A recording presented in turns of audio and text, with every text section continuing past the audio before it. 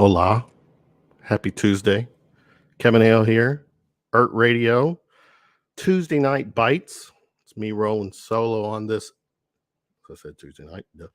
May 10th, 2022. Look at all my people in the chat. There's this blonde, hot blonde in the chat. Tiffany somebody. She looks kind of familiar. Actually, very familiar when I was looking at some clips tonight. Previewing some clips that my guest, my buddy, Alan B. Smith, will be on very soon. We're going to talk his documentary. We'll go behind the scenes, VH1 style, see what was up. I want to know if there was any bloopers. He's going to have to tell me. If there are bloopers, I want to see him. His documentary, Half-Light, we're going to talk about that. Got some clips to show, and we'll get what inspired him, what caused all this, what was the rhyme and reason for him to do this.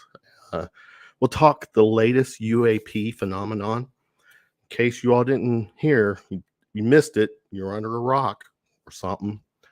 There was an announcement. Well, I'll share that after Alan gets on. Tiffany, I got your bloopers. Yeah, you do have my bloopers. It's so good. Actually, this is the next best thing to connecting with Tiffany, and we got to figure out the future with me and the blonde one and the red lips. X-Files. Alan B and I are big X-Files fans, and we've been talking about doing some shows, kind of going back in time and breaking it down, what the X-Files was all about. So we're going to do that. Some other paranormal stuff. Again, ERRT Radio's YouTube channel. We are rocking and rolling. Let me give my shout outs. Maria, Charles, Ron, Bobby, T-Mac. It's Alan. Who else we got? Hopefully we'll get the visit from Moofy. Eric, did I see Eric? Marco. Oh, we got all our friends on here. And speaking of friends, there he is, Alan B. You're on mute, just by the way. There you go, buddy. What's up? Hey. What's up? Thanks for having me, Kev. I've been begging you for a few weeks several months, Yes, a few months to do one of these. I require begging. That's the only way. That's the way I'm going to do it. Yeah, I can beg. I can. my begging game is still kind of strong. So it's good to see you. Yeah, How have you been, too, man? It's been too long doing this kind of thing. Seriously. Yeah, it is. I've been good. I'm actually really glad that I'm done editing the film.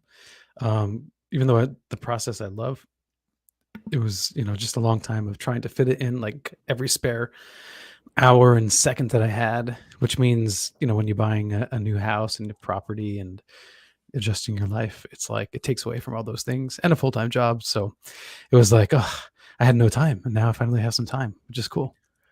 Yeah, like you're in the IT world, correct? Or nope, mostly like sales and marketing. So okay, I'm in the IT world, and yeah, so like you, we do have our 9 to 5 during the day, and then we try to fit this fun stuff in at nights when we can. You have a full-time job to supplement this. To pay for our habits, our vices. Right, exactly. Yeah. These are healthy habits, though. Very healthy, and it's very healthy. Time. Yeah, to do these two, to do it on a platform, and I shout out to Ron, Andy, Bobby, Maria, all the people with ERRT Radio that allow me. I'm sorry, go ahead. No, so go ahead, Kev. Go ahead. Look, Alan, I'm the host tonight, okay? Be the guest. Speak when you're... Can't relax, Kevin. I can't relax. How much coffee you had today? Not enough. Not enough. Actually, because I do have to get up really early tomorrow, so I was very conscientious about how much I was consuming today. We're going to do a hard stop. We are going to do a hard stop tonight. People just shout out. Last whined and complained to, well, not Yeah, I guess I did to the guests that I was going to have a hard stop at 10:30 last week, and Mhm. 2.5 hours into, so it was at 11:30 that I wound up ending it, and then I was wired. I'm Yeah. texting and talking to people till 1 a.m. and Yeah, I mean that's the way it goes though. Where it's like it's like, especially when you just have that good vibe going, you don't want to stop. that's true. I mean, I have to be, because I rebroadcast Paranormal now on KUNX. I have to stick to that timeline. But there's been a couple occasions where, well, actually, when Rick Doty was on the show, I was stuck in Manhattan and I couldn't get out because there was some fires on the tracks in New Jersey, and I was just stuck there. Like, I don't even know if I'm going to do a show tonight. So the first half hour, was gone. But I That's sent it right. over You to them didn't anyway. you started late with Rick, right? Yeah. Yeah.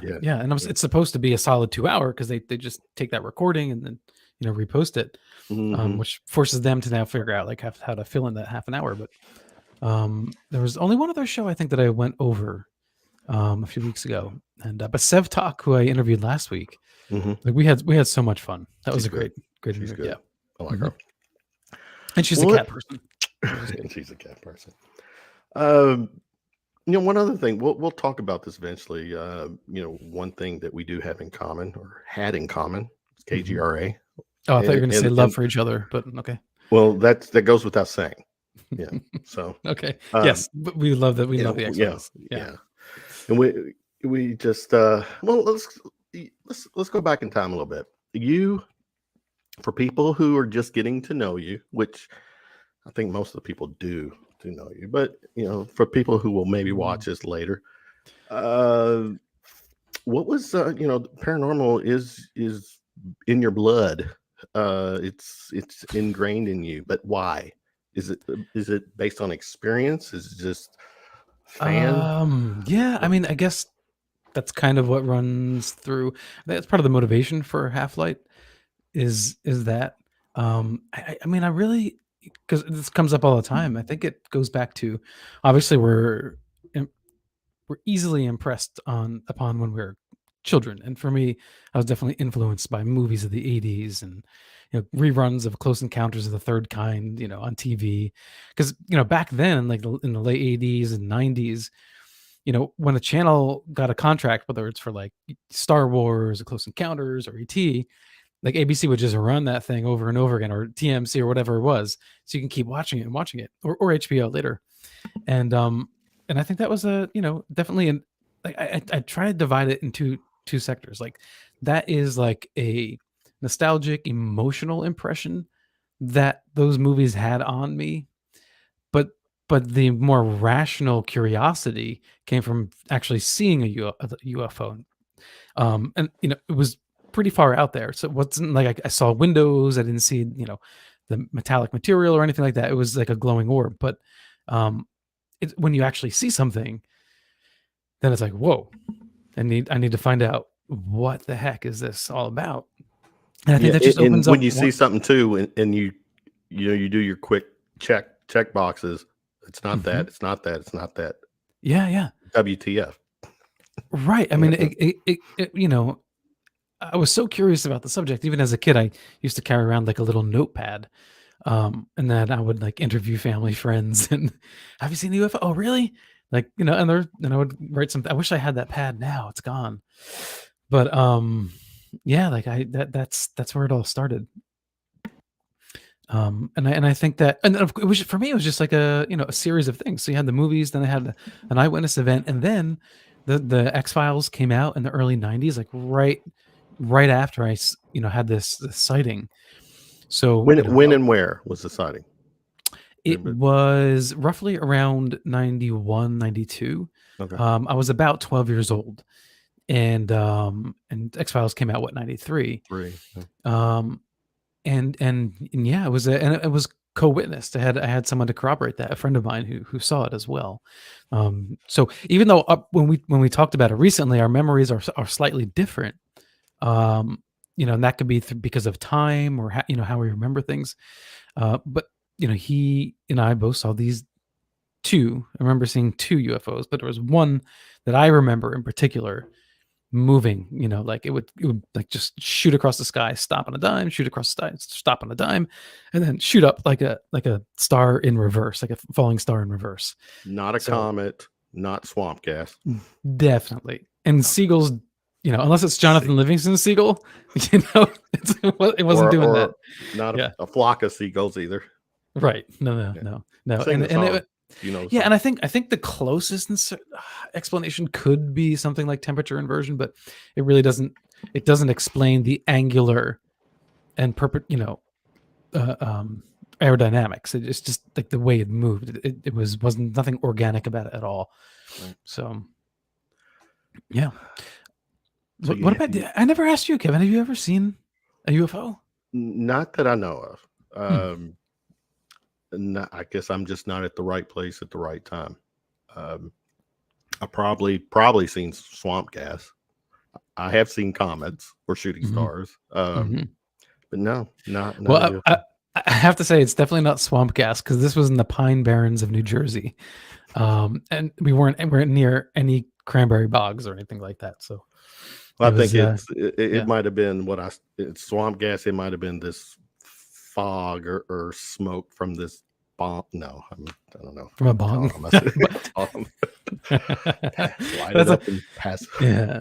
That's a new explanation. That does sound like a good Blue Book explanation, though. Yeah, not when it comes to UFOs. No UFOs. I mean, I think I've had I don't know if it's a ghost or something. I've had that kind of activity that has been with me since probably around 2009. But you said Marco's comment. No, what? 609 area code people are weird. That'd be you. Raise your hand. 609. Yeah, it was. We don't live there anymore, but yeah, that's where I grew up. 609 area code. Yep. There you go. Yeah. It's probably the only per se paranormal is I think I've had a little buddy. I say buddy because I've not felt threatened since about 2009. Something has crept on my foot of my bed, and I have moved a few times, and it's continued to come with me. I have a small dog, and at first I thought it was my Yorkie. And, once one night I was like, Reese, please sit your ass still. I'm trying to sleep. And I look and he's not there. And I go in the living room and he's like, one of those sleeping so hard where he's kind of yiping in his sleep. And I'm thinking, there's something here. And then, and it's continued. It's gotten to the point within the last several months that I think I feel it brush against me, like my arm or something. Kind of like when you get that feeling like your cell phone is vibrating, but it's not really vibrating in your pocket. Do you get that? No. Like I'll have the cell phone in my pocket, really? And I'll get a slight sensation as if it was buzzed, and then I reach down. It's like, nope, no text message, no. Do you feel like you're? That's a real phenomenon. I'm not sure what it's caused, but people experience that. What do you think that is? It's because your muscles in that area, like it's almost like it expects it. So it could be caused by like a subconscious thought or something, that kind of triggers it. Mm-hmm. Learning something new. So it's responding to a call that's not there. Oh. Mm-hmm. Which is what a lot of ghosts are, I suppose. I didn't call you. Why are you here? Don't call me. I'll call you. Or is it? It's not a. Would you? There's the booty call. What do you call a ghost that would do that? A booty call ghost? Is that what? Nah. All right. I'm. All right. Are you talking about like a incubus or a succubus? Like I said, technically, there you go. There is it. That right. I mean, historically, yeah. A call that someone intended to make. Tiffany, I mean, she's just hammering away in the chat. I told her, I'm like, I told her she could come on if she wants. You have the invite. Yeah, if you want on, I'll send you the link and you can jump on. I think your There's a extended family here would love it. there's a third chair at the table. Third chair, yeah. Wait, Like Marco old says, times. "Wow, you must have been married at the age of 12." I don't understand that. You? Me? I don't know. I wasn't married at 12. Tiffany. All right, Tiffany's like, yeah, I didn't know yet. I've sent you the link to this show where I've, this Tuesday night, because my Tuesday nights are open now. In conversation with Ron and Erd, I'm like, let me kind of keep doing something, give him content, give me an opportunity to talk paranormal. Though last week I had it was maybe a little paranormal. I had film industry guy on, and I do it with the co-host with my buddy Russ. Tiffany, Russ. So it's good times where we're just having fun here on a Tuesday night. Tiffany is like, there you go. All right, so podcasting and stuff. When did all that start for you? It started about, I think it's 7 years ago now. What year is 2022? So 6 to 7 years ago, because I started originally as a guest host on Epic Voyages Radio on the Inception Radio Network, and then while I was doing that and working with Ken Sherry there, then I decided to, or asked them if I could do my own podcast, which I did, and then IRN it just shut down. So then I was kind of bobbing around from iHeartRadio to Spreaker until I could find a network, and I contacted a race at KGRA because I knew a number of people that had spoken really highly of KGRA, and so then I waited until Race had a spot, and then he let me send a podcast recording until another spot would open up to do a live show. So I've been kind of bouncing around, and now I'm at KUNX. So who knows? But that's why, that's why I do a paranormal now from the Paranormal Pop YouTube channel. That way, no matter what happens, if because it's syndication, it's syndication on that. So that way it can be syndicated somewhere else, right? In case something changes. There's always that one place you'll be able to find the episodes in consecutive order. The mothership. The mothership. Yeah. Yeah, I'm thinking my podcast days started back.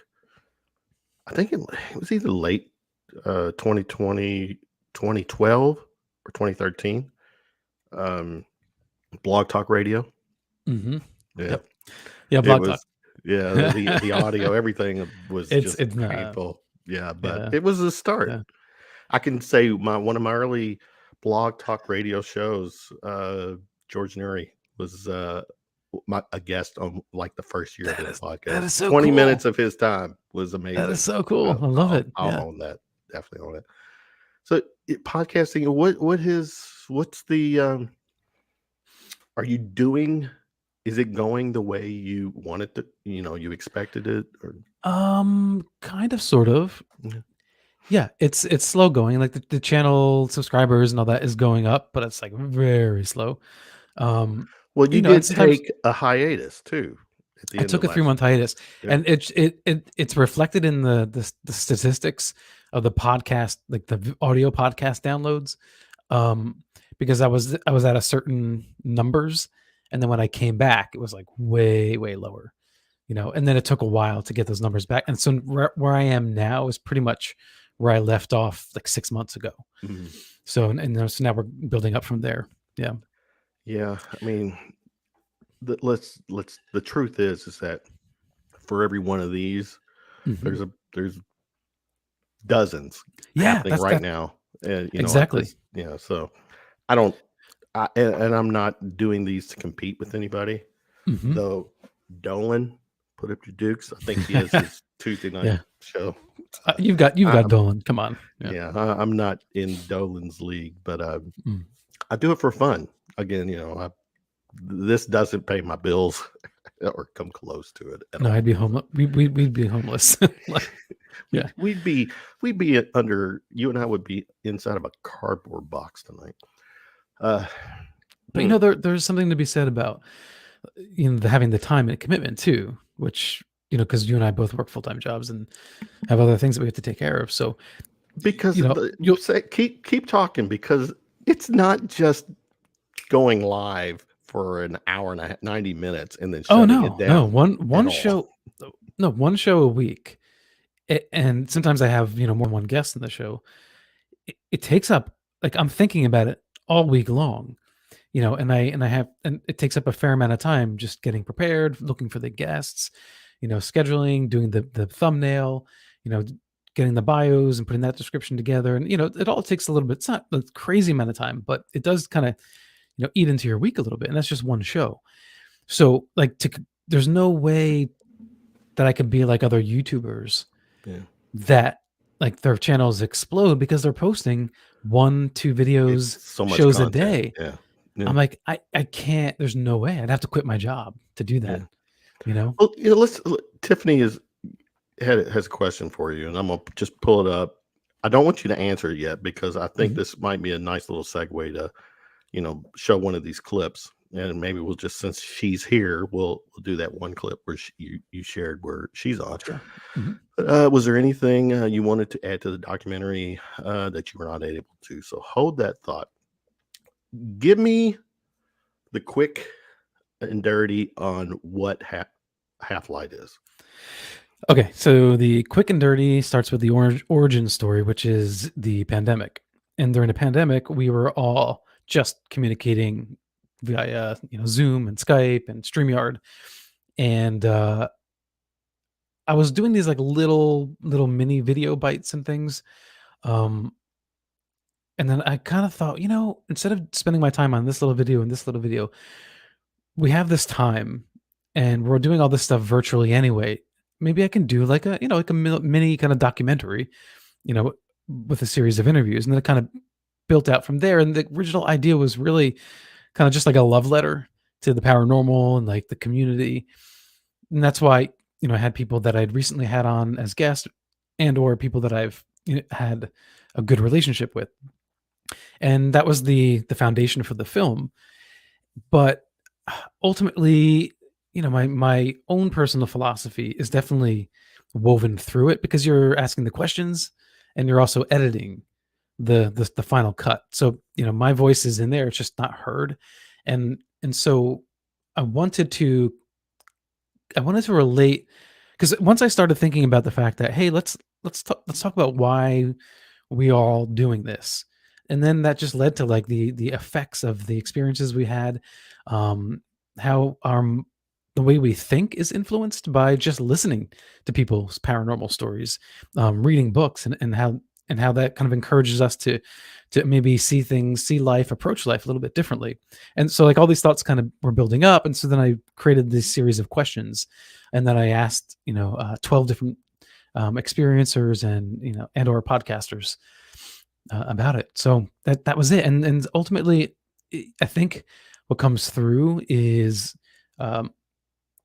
this idea that we're all connected, and the paranormal allows us to see that through these really strange experiences, as well as our very human experiences, and we kind of overcome like really hard crap in our life, And for me, when I was going through it, my own thing, I was letting family down, I was letting friends down, because I was struggling with my addiction and my depression and anxiety, and but all the meanwhile, because I'm not a religious person, I was listening to like Coast to Coast AM almost religiously.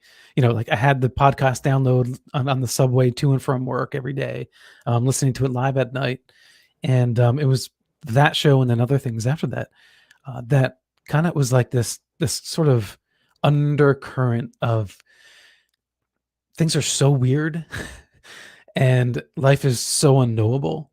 Like, it gave me just enough belief that maybe I shouldn't really be too hard on myself or give up on life, because no one has the answer, and there's so much weirdness and so much strangeness and so much to be excited about, so much to discover, that that's that sensation that was always there, and that kind of helped me stay afloat a little bit. Obviously the love of my life and family and like all that kind of stuff were huge support systems, but yeah.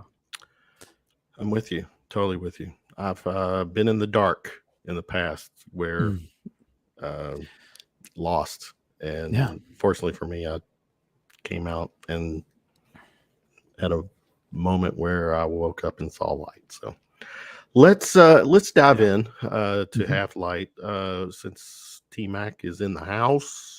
T-Mac, she's still in the house. Let's just go to her clip. There's been different entities that have come that have had a calming effect on me. One of them was like in the shape of a person, but it was more of a pink, energetic being, more like light than physical form. And I did feel love from this entity, and I remember being a little bit fearful, but I could feel the sense of love coming off of her. And I said, if you want to touch me, I won't move. I'm just going to put my hand out. And it was just one little touch from the fingertip to fingertip, and I remember feeling this warmth come over my body, and I thought, oh my God, that was amazing, because it was totally different than anything else that I had experienced before.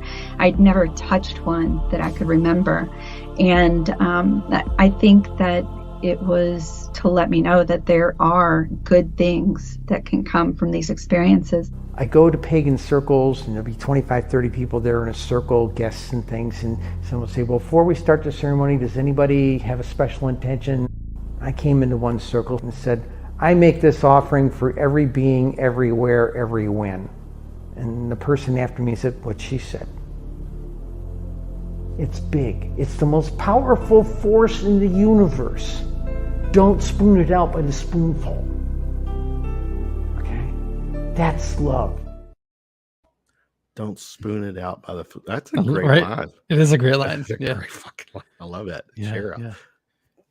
I think what it's funny, because we do interviews all the time, but when you're doing a documentary and you're kind of like weaving things together and you have structured questions. Correct me if I'm wrong. I don't know if you can tell this secret. You're not physically there with them. With my wife and I drove upstate New York and interviewed Cheryl and Peter Robbins. Okay. In person. Camille Bettina Atkinson, she lives in Brooklyn. So when I was in the city, I just took the subway and interviewed her. She's a friend of mine. And everyone else was remote. Yeah.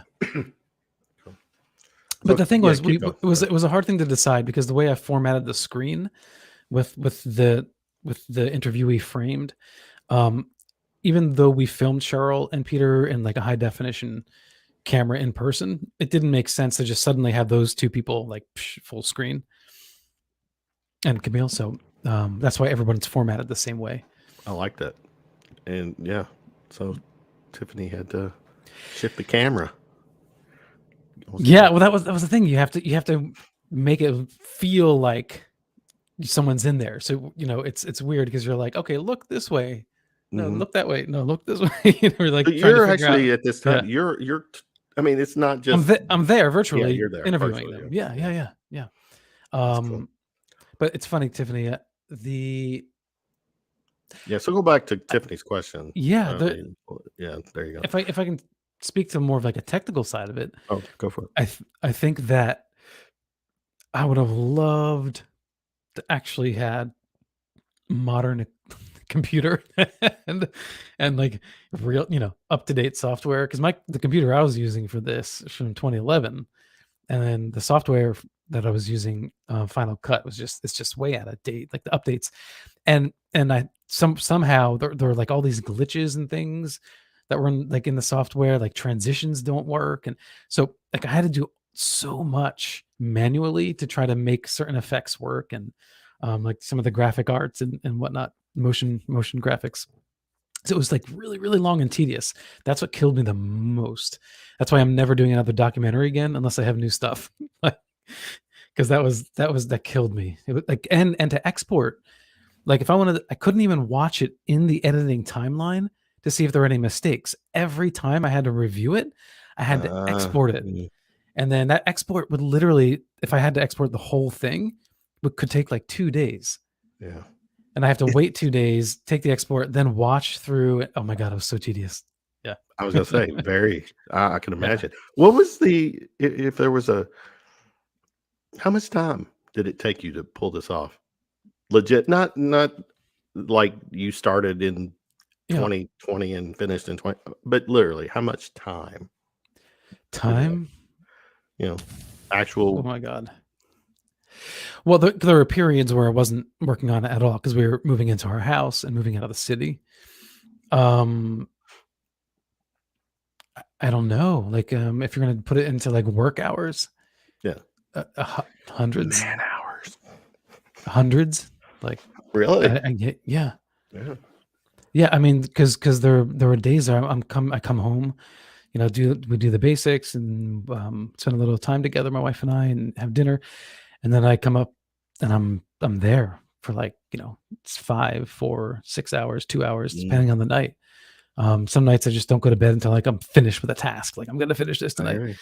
And then I wake up early in the morning before work on it then, during lunch breaks, working on little things, it's like, it's just all consuming for the last few months for sure. Yeah. And you had Thank you, Tiff. That's awesome. Yeah. Yeah. You had this vision. Thank you for being in it, Tiff. Did it go pretty much as you laid it out, envisioned, storyboard, whatever you had to do all the pre-work? Did it go as you as planned? Or well, I think the structure and the story pretty much went as planned. But that's the thing, is whenever you do an interview, documentary, it's like when our first documentary called Born Equal, I learned that you're interviewing people and you have no idea what their answer is going to be. So you can ask all the same questions or mostly the same questions, and you're going to get very different answers from people. And so whatever idea I have in my mind of where the documentary is going, it's not going to be the same because everyone has these really unique answers. And then you have to go through, these are 15 plus hours of interview.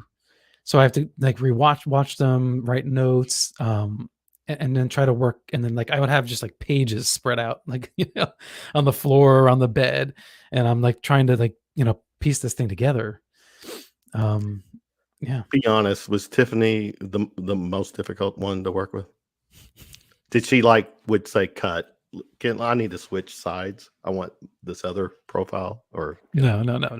But it was cute. A couple of times her kids were in the background, and she's like, "I'll be right back. I'll be right back." Yeah, that's reality. Yeah. Okay, I'm gonna set this next clip up, which is clip 1.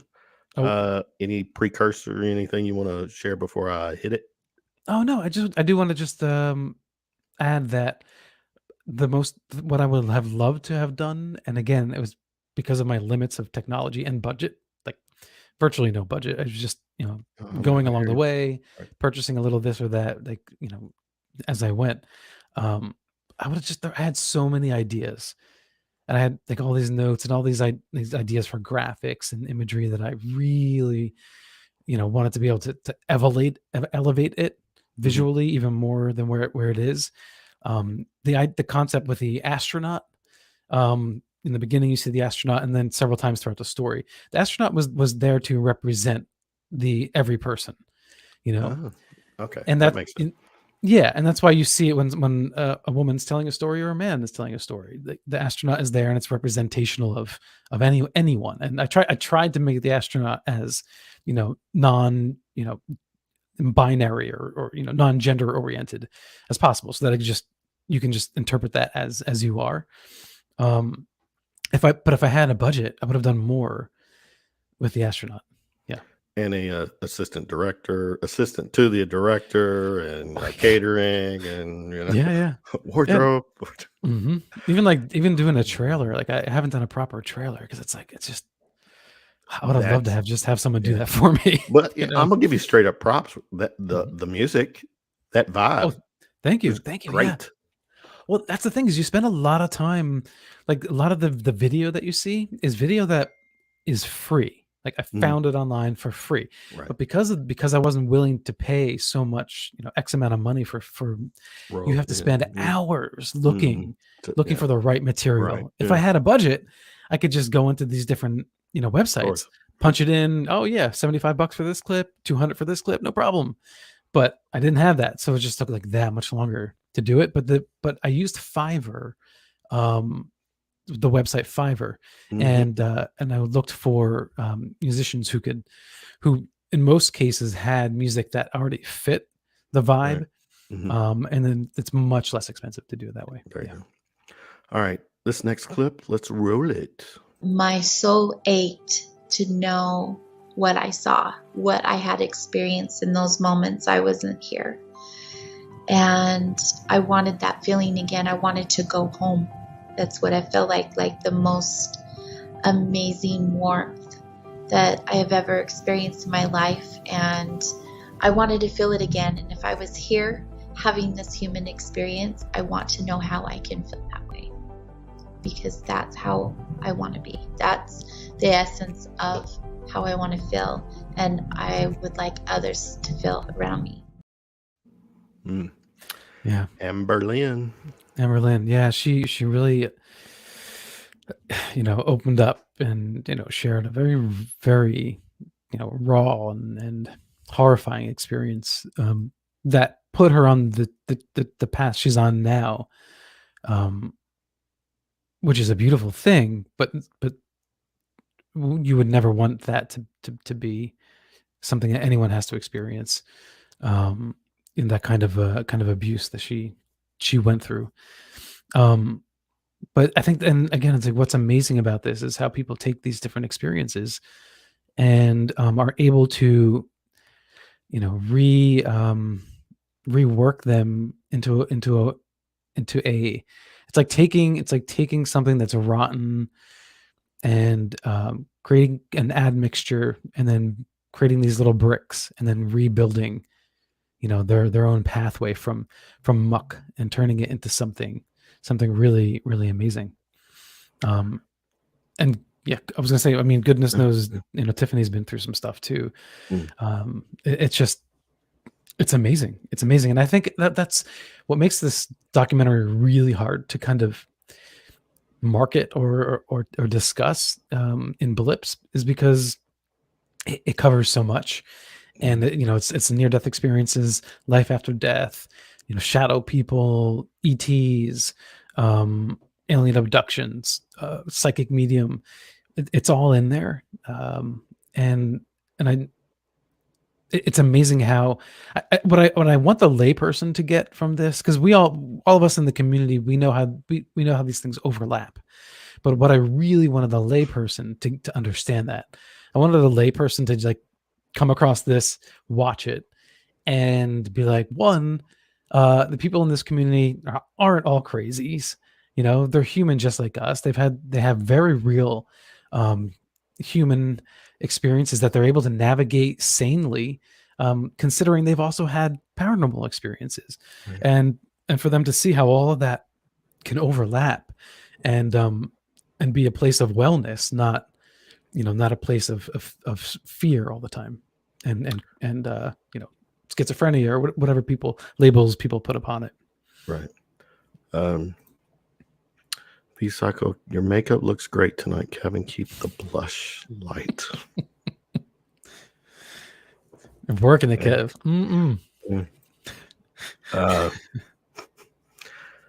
Let's see. Oh, here's one.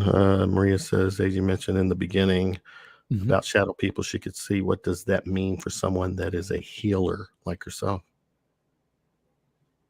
Thoughts? What does that mean for someone that is a healer like herself? If I understand it correctly, how does she take that experience and apply it to her new self as a healing elaborate, person. Maria. Yeah, that's so. We'll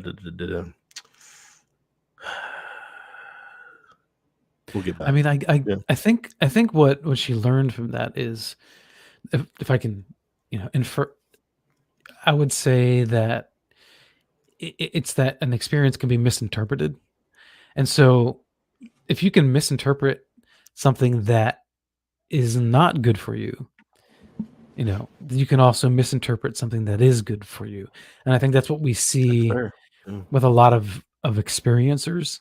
Mm-hmm. When they have contact with an exo-consciousness, they don't know how to interpret it, and so the initial reaction is that of fear,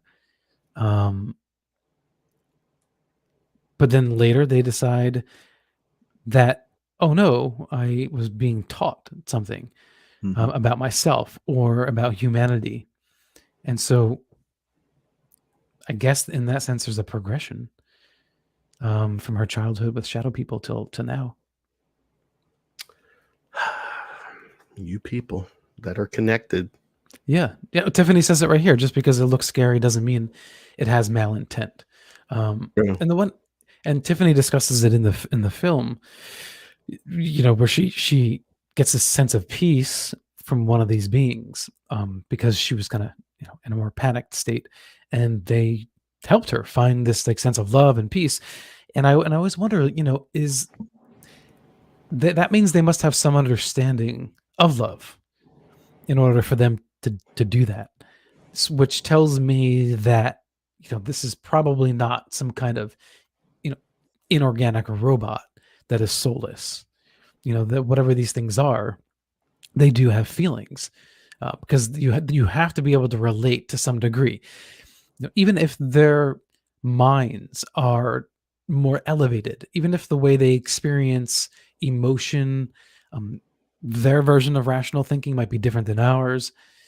There's still some kind of similarity there where they can connect with us, and so that kind of gives me hope that we're not dealing with super evil entities, from like a science fiction film. All right, this is clip number. I'm sorry, go. What? Oh, I was gonna say I'm not expecting black tar in the eyes. So clip number 3, people, of Half-Light. Way. I was just sitting there on the porch, man, and I'm like smoking and I look out and I see something kind of catch my eye.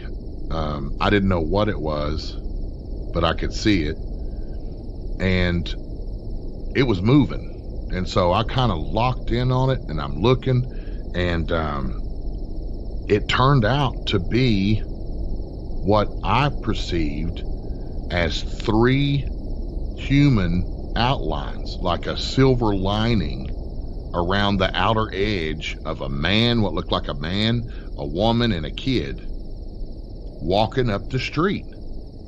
Not the whole detail of their, it wasn't like full apparitions like, you hear about on TV and things. It was just it was like the light from that street light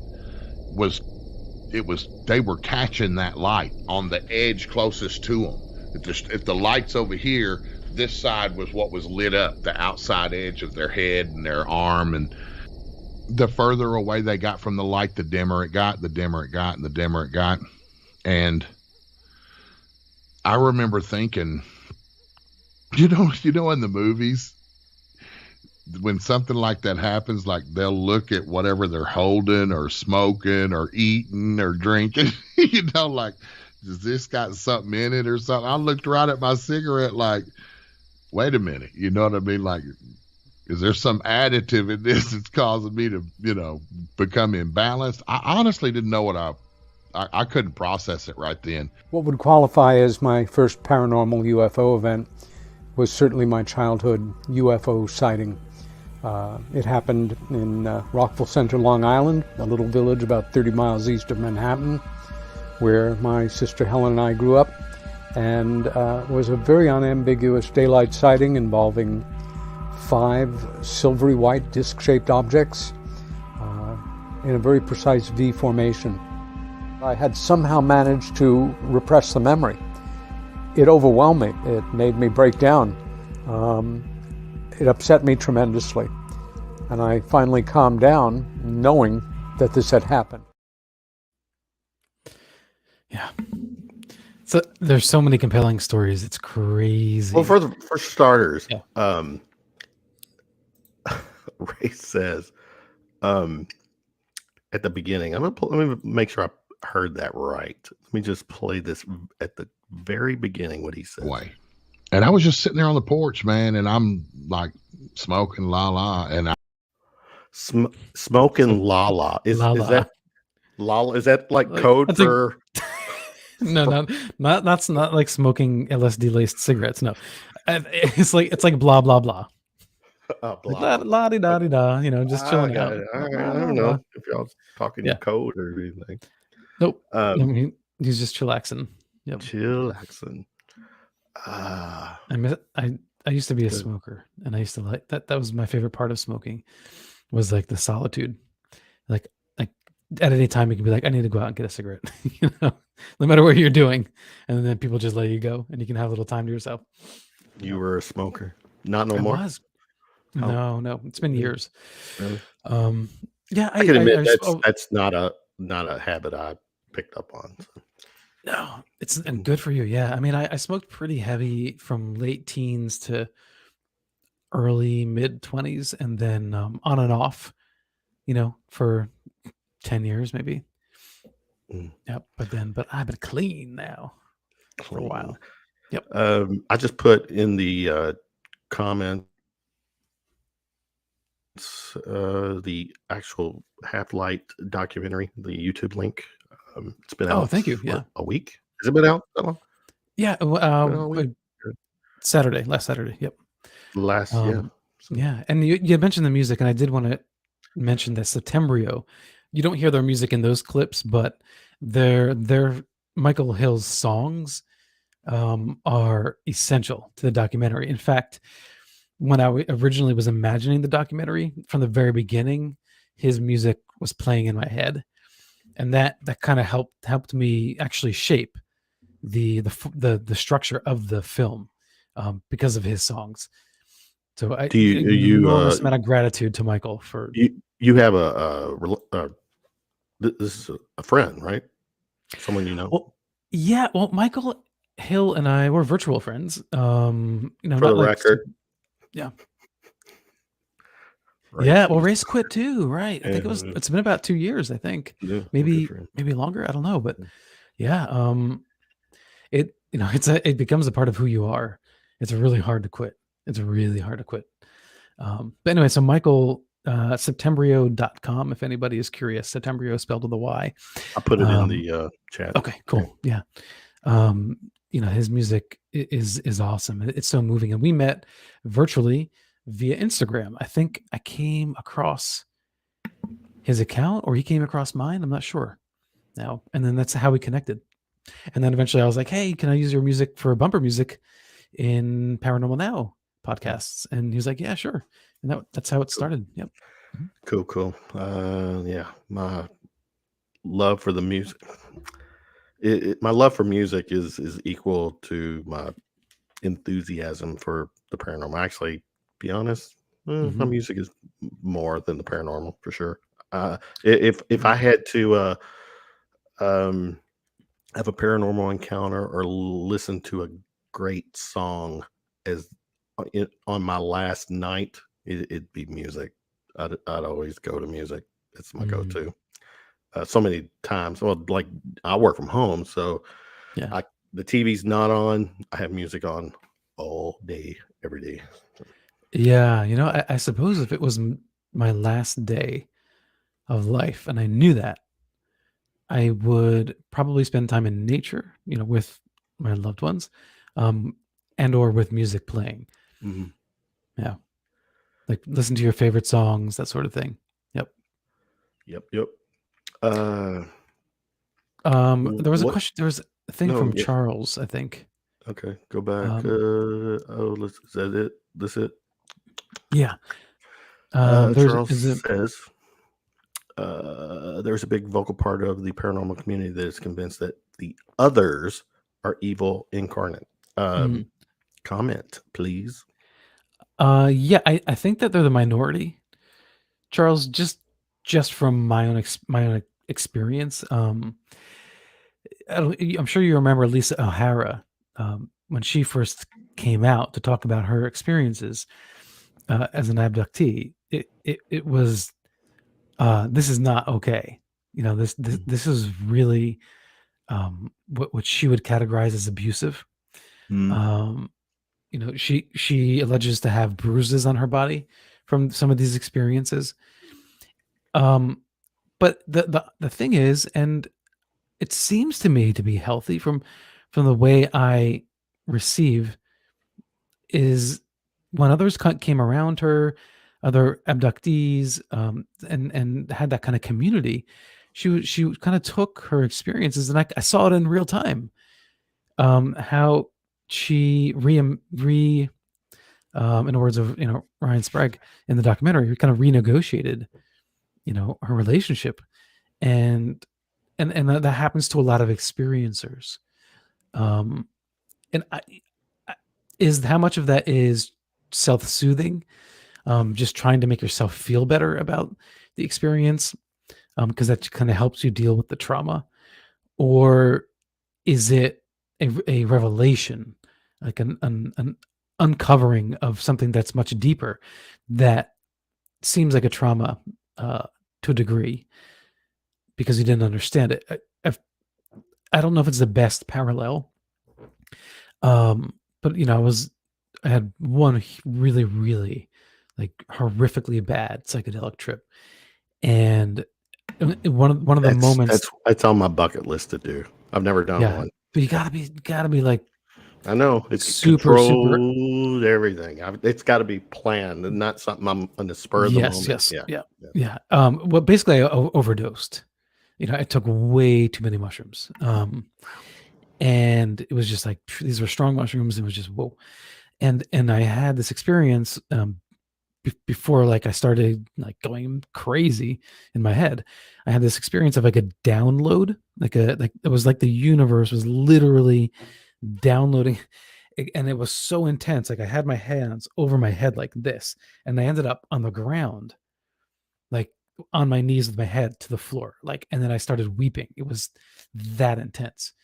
And so what that told me was I had opened myself up to something that I couldn't handle, and it felt almost painful to go through it. So I don't know if it's the same, it's not the same, but I wonder if there's a parallel there, that when we're having these high strangeness experiences, we're tapping into something, or something's tapping into us that is beyond our present comprehension. And I think that it's almost like it's breaking your head, and so it becomes like a trauma. It becomes emotional, and in a way, it kind of hurts. If that makes sense. No, I got you. That's on scales, like from tinier to more impactful. But. Yeah, that is still on my bucket list to try. Again, in a very controlled environment with the right people around, to make sure I don't think I'm Superman, go jumping off my balcony, think I could fly, that kind of thing. But yeah, you don't want that. No, I'd look like a Wile E. Coyote at the end. Well, a lot of people,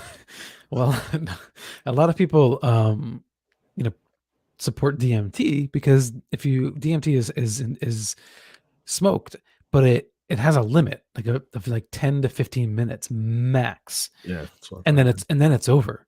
Whereas these other psychedelics like psilocybin or LSD, if it's a bad trip, that can go for a long time. Yeah. And it takes hours. And when you're coming down from it, it usually helps to smoke something else, to kind of, keep it even keeled. So to me, it just seems like DMT is the safest way to go. Again, as long as you're not overdosing and you're doing it with the right person. Yeah. Yeah, I had a friend actually about a few weeks ago was telling me he tried DMT for the first time too, and Mhm. he thinks he didn't have enough because he was just something like No. that. You're just a little apprehensive on how much you're doing it, and Mhm. he really didn't have any kind of a journey that he could discuss or share. So Yeah. I mean, it's the same thing. I've taken smaller doses of mushrooms, and things look a little bit brighter. Tiffany And that's about brings it. a Like, there's not great much question. changes. Yeah. How much can happen within 15 minutes?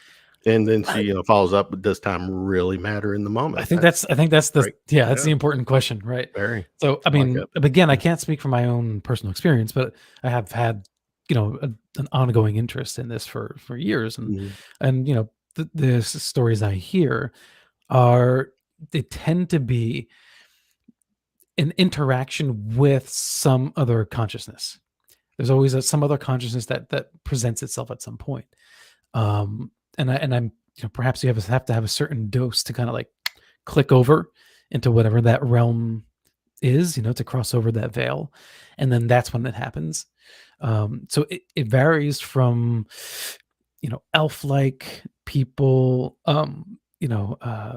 alien like little tiny alien like people.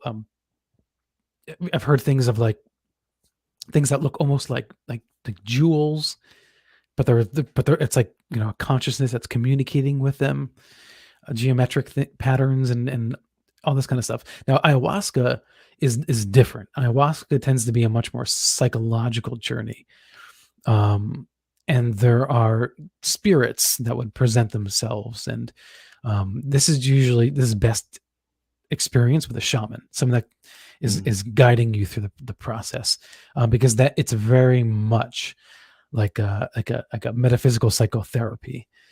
So it's a very different experience. Yeah, but and actually, yes, Maria's bringing up a good point too. Aren't really dreams the same way. Kind of, but I think that the difference is, you're conscious when you begin the process of tripping. Yeah. So like you're going into it conscious and you're coming out of it and you're going through it conscious the entire time. So it's almost like you have dreams, but you're conscious while you're dreaming. And so maybe lucid dreaming's like that. I don't know, but I can't compare my psilocybin trips to dreams at all, really. Hey, do you There's some similarities, but you're not. It's not a hallucination most of the time in the same way. It's almost like if you can if you do too much, or if you but it's like if you close your eyes, then you start seeing things, right? And then if you open your eyes, then you're back in reality again. Correct. Yeah. I've been on this edible kick. The legal, you can buy them at the store. But when I take them, and I'm in dreamland. In some of these dreams, I just feel like now they seem very real, and for the most part, they've been good. So you can. I back when I used to, we would make like pop brownies and things like that. I never had any like visual effects, other than like the enhancements that you get kind of when you're smoking. But like I never had any kind of trip that I could remember from edibles. But then again, edibles today are probably different than our homemade brownies, back in the day. Well, it's all going to hopefully be legal in our lifetime. I know you're in New York, right? Is it legal? It's legal in New York and New Jersey as well. Full? No. Is it? Yes, you just can't sell. You can't sell without a license. Right. Yeah. Mm-hmm. And then it's also, I don't know what the quantity is, but still, it's like if you have a certain amount on you, you can get a fine, but you're not getting locked up and thrown in jail for it Yeah, I anymore. mean, they made that law. They put that law into place here in Louisville a couple of years ago. 3 ounces or less, possession of 3 ounces or less, they were not going to cite you. Right. So, Needless to say, like leading up to that, I mean, every day when you walk in the streets of New York, like you just get whiffs of pot. Like people were pretty casual about it, the past like 5-6 years, I would say, leading up to it. I think it got to the point where even like police officers like are just like, why are we arresting people like for this? I mean, they're like, what? It was a waste of time. Who Yeah. smokes weed and goes commit robbery or some crazy? I mean, I guess you can be impaired enough, or well, that's with everything. If you're stupid enough to get behind the wheel and you have an accident, but no, it's and yeah. I mean, it's you could, but I think you would. That's who you are anyway. Like that's what you would be doing anyway. I mean, unless like again, you're under the influence of anything and you're with a group of people and you're like in a situation where you feel like you have to go along with it. But again, I still feel like it's not necessarily because of the drug. It doesn't make you a criminal by any means. Yeah. And alcohol is way worse, like comparatively for effects. Yeah. I know Maria likes her bourbon. Bless your soul, Maria. There you go. Nice. Trying to control my cough, but yeah. Yeah. See, it's medicine.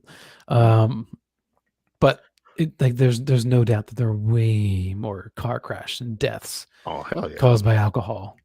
Yeah, and there's way more people who consume alcohol and end up, beating their loved ones. It's, it is a drug, just like any other drug. I agree. Totally agree.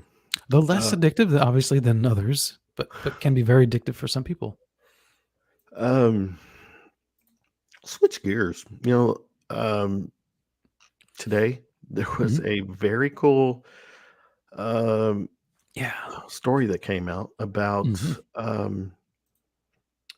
let me just make sure I'm reading it right. Yeah, the House panel to hold public hearing on unexplained aerial sightings. Now, if there's one thing it appears that our Congress, our senators can kind of jointly get behind, is that there is shit in our airspace that cannot be explained, cannot be identified. Yeah. Therefore, if you don't know what it is it a threat? I mean, you've got, according to, the military, they can't explain it. They have no explanation. Going back to the that report that came out, what was last June? What was it? They used what was 144 cases or whatever sightings, and only one was explained. That's pretty alarming. Just that number. But the caveat is that they limit it to 2004. So all this is contextualized within that time period from 2004 to now. Which is very safe for them, because let's say they did recover a craft, at Roswell, or some other captured craft on video in the past or on film, then they don't have to talk about that. It's really smart. And also, this is the session before the House Intelligence Committee's Counterterrorism, Counterintelligence, and Counterproliferation Subcommittee. So this has really been categorized into national defense concerns, and I think I think we all knew that when they started using the term threat, that's where this was going. But you know what? It worked. It really worked. It got the conversation moving, and it got people in Congress to take it seriously. And Leslie Kean and Ralph Blumenthal, who wrote this recent article for the New York Times, but also the breaking one in 2017. They were brilliant in the way they presented this issue. And then there's a lot of naysayers then and still naysayers now. My guess is in 10 years, it's still going to be roughly 9, 10, 7, 11 years before we get full disclosure or Damn it. unquote. I don't want to wait that long. Yeah, I think it is. I think it's going to be that way. I think that we're going to have something like this. I think it's going to be interesting. It will appeal to a certain number of the public, but not the masses in the way that we want. But it'll be a good step forward, and I think it'll just move the ball down the court, so that another year from now, we'll have another House hearing or something like that, and then gradually, because even in the report says that they can't. There's information they simply can't share, again, because of national security reasons. So anything that is redacted, slows down this process. So it's going to take time. But I think we're finally on the track, the real track to disclosure. Yeah. It's just a matter of the timeline and how it plays out. Yeah, and you mentioned 2004, which is the time frame for the famous Tic Tac video. Mm-hmm. But to stay with that narrative, 2004, I get it, because there's video. I mean, there's there's video, there's evidence, Mm-hmm. there's testimony from legitimate pilots who saw something that they can explain. Roswell and everything in the past, it's I mean, how hard, what kind of hard evidence really could you lay before a Senate or chair, on mainstream media that is engaging, the casual, the novice, the person that didn't watch X-Files but knew who Fox Mulder was. When Mm-hmm. they saw these videos, it made mainstream news, not just mainstream news. There was the 60 Minutes, Mm-hmm. to actually have on a network program, Yeah. 20 minutes of their show dedicated to this phenomenon, if you will. And so next week is when they're holding the first open congressional hearings. It looks like there's two people who are going to be speaking. But again, it's what is it? What is it? What do you think it is? What's the unknown here? Is it our technology, or is it our technology from something from another world?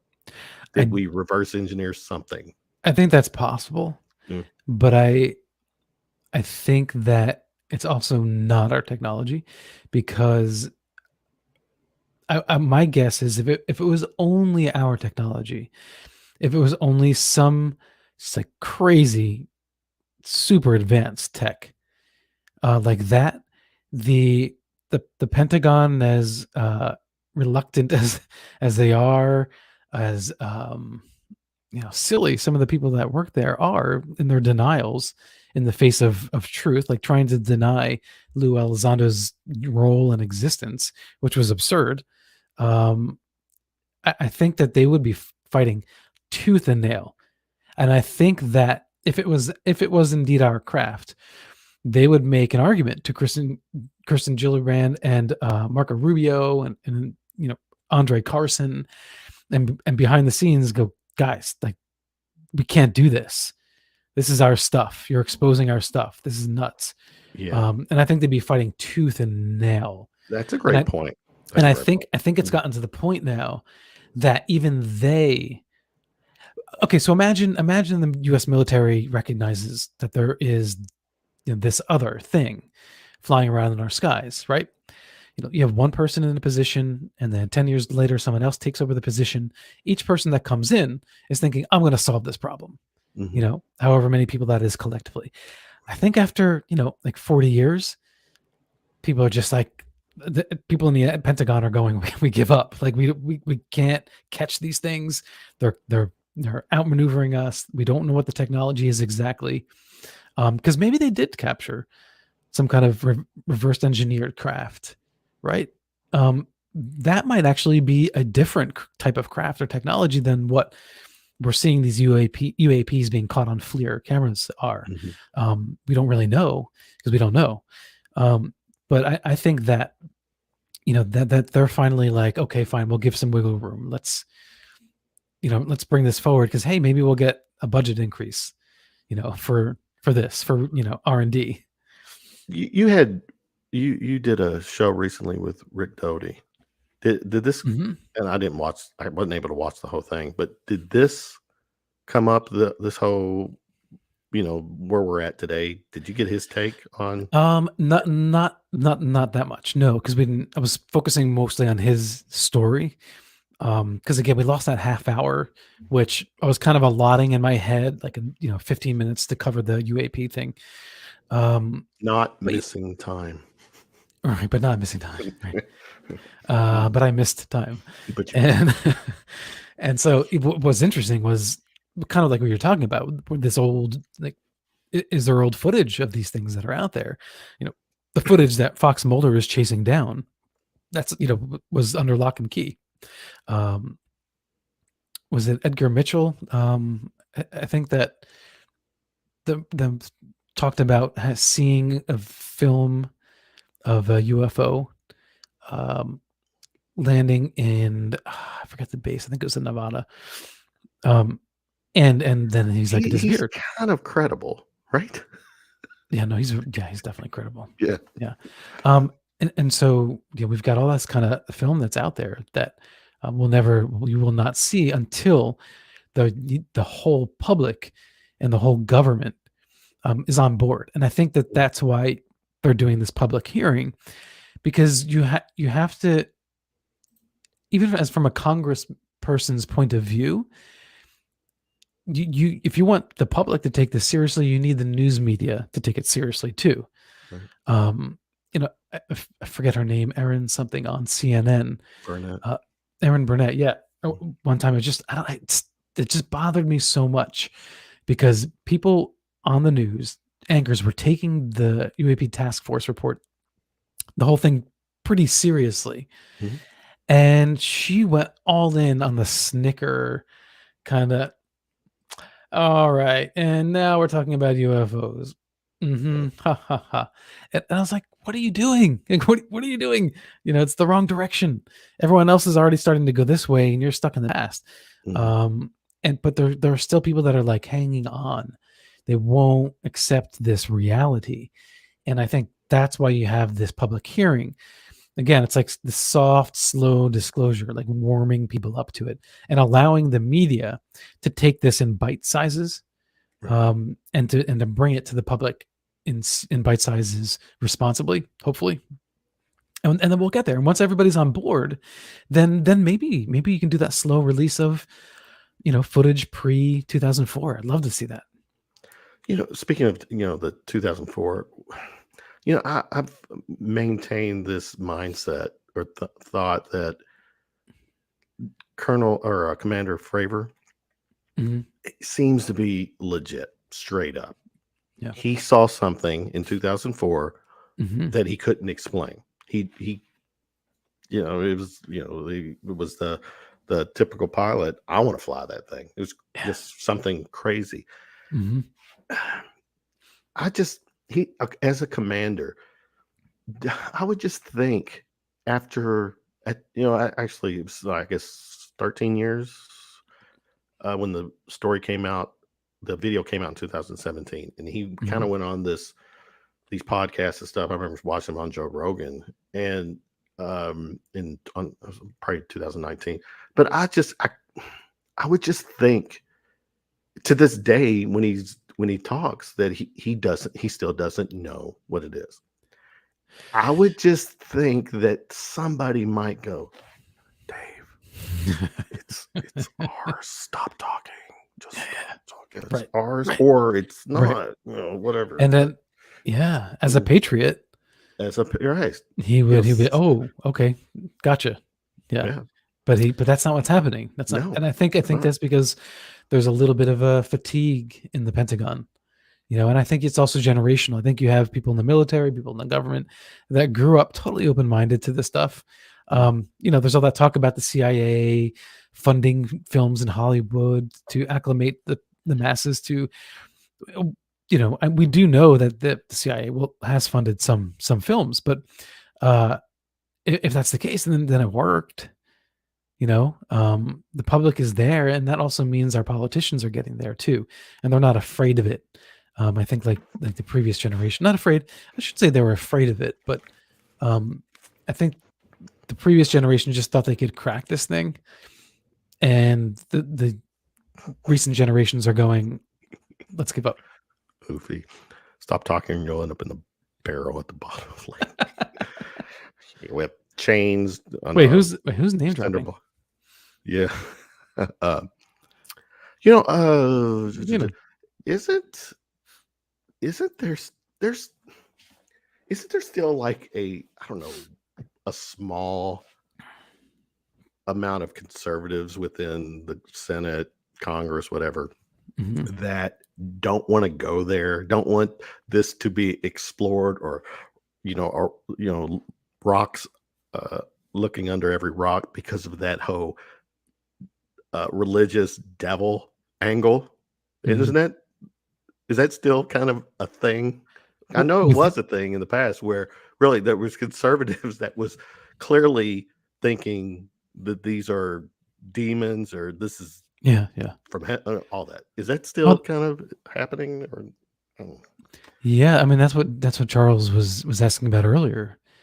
I mean, there are definitely a lot of people out there that think that this is evil, but I think that's still a minority, particularly of the paranormal community. Like those who take an active interest in the paranormal, I think are less inclined to believe that. Of course, there was always exceptions. People have their theories and their blogs and books and podcasts that would counter my belief. But I mean, ultimately, at the end of the day, I don't know. You just have to stand back and look at things with some kind of perspective and just make the best assessment that you can. And my assessment is these things aren't evil. Now, they might have a different kind of a mind than us, so that doesn't make them evil per se. Things happen for a reason. That is still my philosophy, my mindset. Just think that the Earth is over 4 billion years old, and here we are, maybe on the cusp of getting the answer to, as I have said on past shows, the three greatest questions in our lifetime. Is there a God? What happens after we die? And are we alone in the universe? I'm still sticking to my guns that we'll get the answer to the alone in the universe while this is still ticking. I think so too. Yeah. I definitely believe that NASA / SpaceX, will discover a life within our solar system. Number one, within the next, not little bacteria.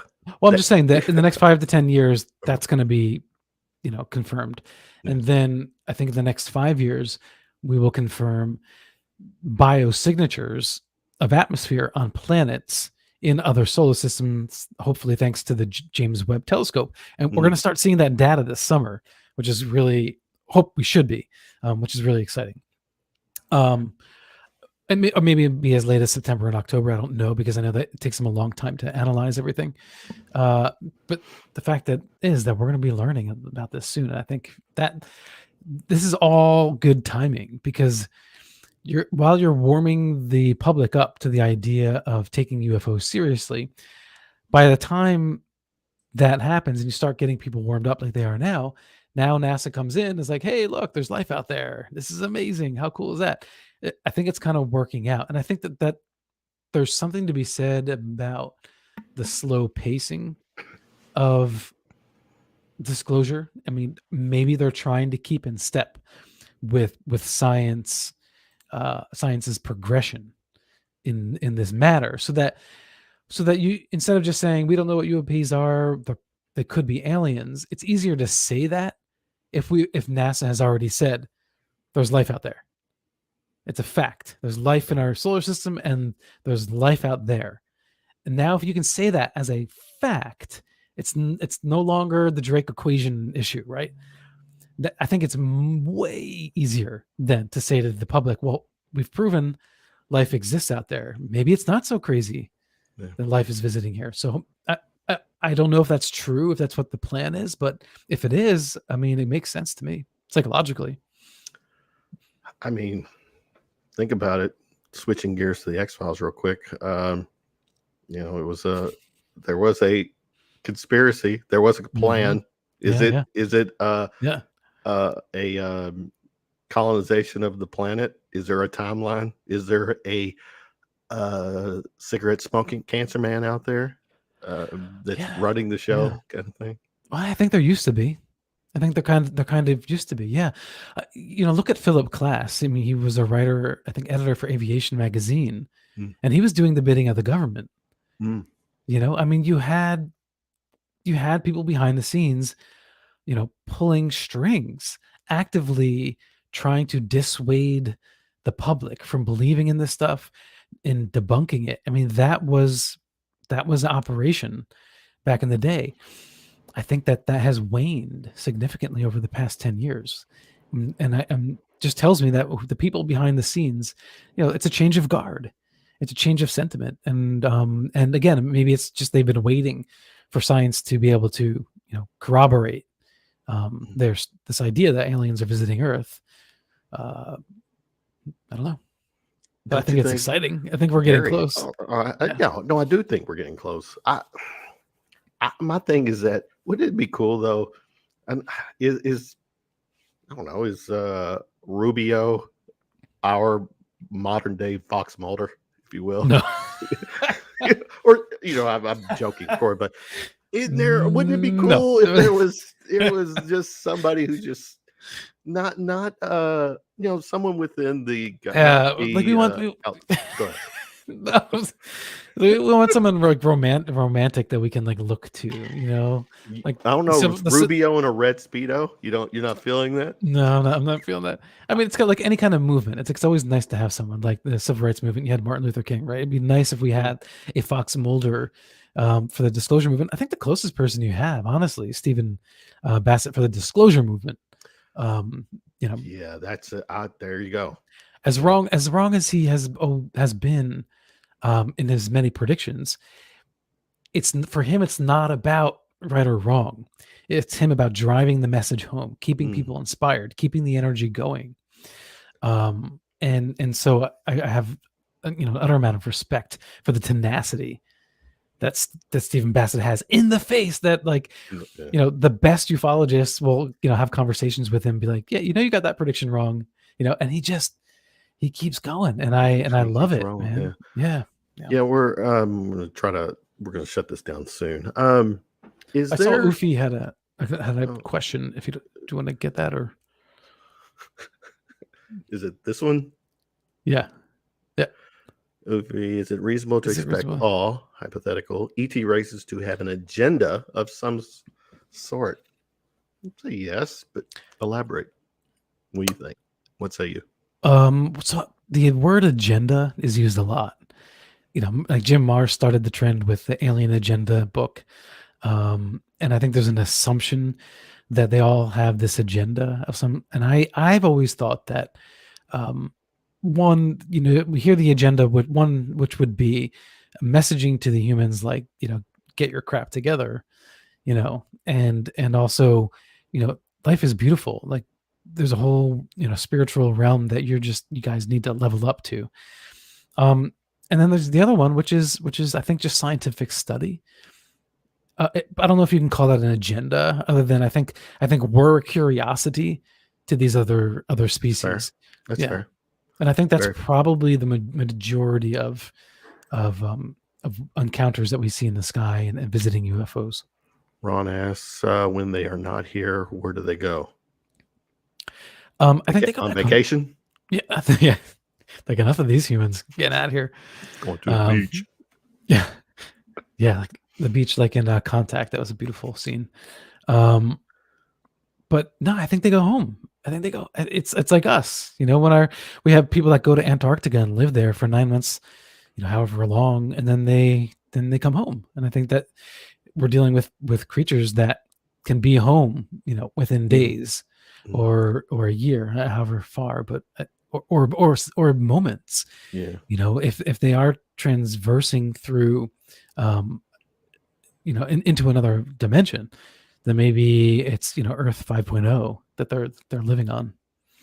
And keep in mind too, the planet is what, 3/4 covered underwater.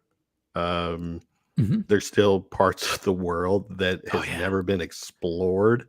Yeah. A lot of great hiding places. Not that they, per se, not hiding. They're just there. Real quick, we gotta talk X-Files. Rattle off.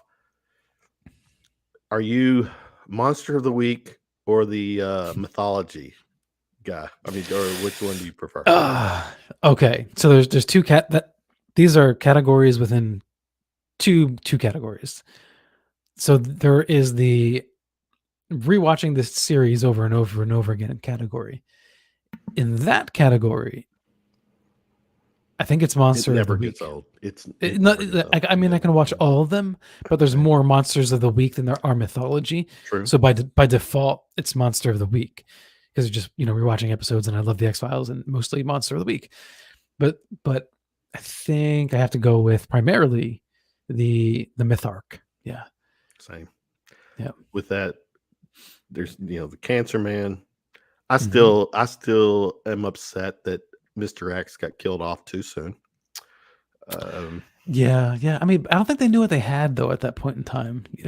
Well, they didn't know what they had with Cancer Man either, because if you remember, like the first season, he had first episode. He didn't say a word. And it was several, and then he finally spoke, and then that angle took off. And I read somewhere that he is like in these, I don't know, actually in all of TV, I think he's like in the top 100 of the best bad guy, Yeah. Best villain. Yeah. Villain. Yeah. But then I the last two seasons, man, No, I can't. It's tough. There's probably, man, I've said that there's just over, of the 11 seasons, there's over 200 episodes. The last two seasons, that reboot, none of those made my top 50. I actually went and looked, and they didn't. What's for people who haven't watched the X-Files, what would be a couple of episodes that you would recommend? Easily episode 1, season 1, pilot. Episode 1, the pilot. That's still good. The pilot, it doesn't even have the X-Files theme yet. It doesn't. No. It just starts like a movie. And it made the reference that this is based on on a true story, or true events or something like that. Yeah. And when I remember being a kid watching that first episode, oh my God, I was hooked. That first episode on a Friday night. Mm-hmm. The first several seasons were Friday, then it shifted to Sunday. Oh, Friday night at 9:00. I was like, oh my God. Yeah. Oh my God. Yeah. So it was my mom and I, especially because my dad was away often on reserves with the Marines, and so that was, or at least for a period. So we were watching that together often, and so that first episode is for if you haven't seen the show, obviously you have to see the first one anyway. But I think it has one of the highest rewatchability factors of all of them. I think anybody that watches it right now that's into the paranormal or into UFOs, definitely into UFOs, could start watching the X-Files, and it would still hold its weight today. Yeah. If you just ignore the shoulder pads, and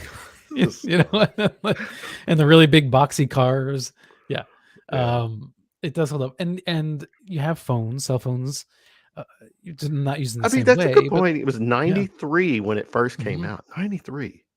Yeah. Yeah. I mean, the first episodes they had like those thicker, Oh, yeah. boxier cell phones.